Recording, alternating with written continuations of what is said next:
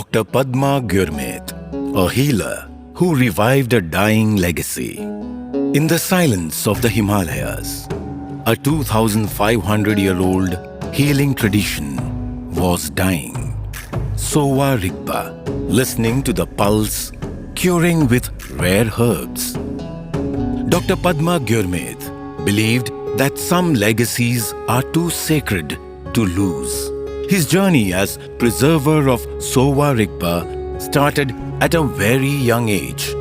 He used to watch his father prepare medicines and cure people. He didn't choose Sowa-Rigpa. Sowa-Rigpa chose him. At first, he did not want to learn the medicine system, but his father convinced him. Dr. Gurmet dedicated his life in reviving this medical practice. He even wrote several books on Sowa-Rigpa. But preserving tradition isn't easy. So it was quite challenging task to revive the system initially. It was quite suffocating to convince our own people that it is Indian heritage. So Sowa-Rigpa used to be the last option for any student. The system was dying. But he did not give up. Dr. Gurmet brought together many Sowa-Rigpa practitioners, organized several conferences, and documented old literature.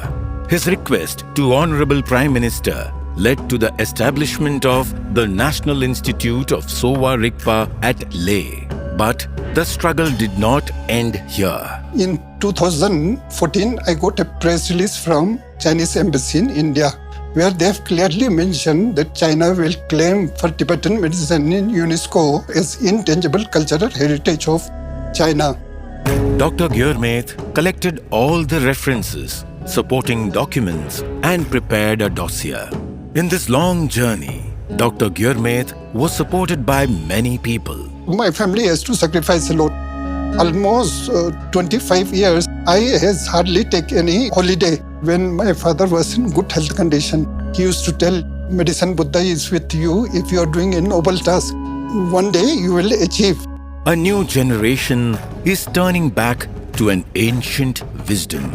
Through Dr. Gurmet's relentless efforts, Sowa-Rigpa hasn't just survived. It has found a new life. Truly an inspiring journey from a healer's son to a catalyst of Sowa-Rigpa in India. Dr. Padma Gurmet, Padma Shri 2026. Koti Koti Namaskar.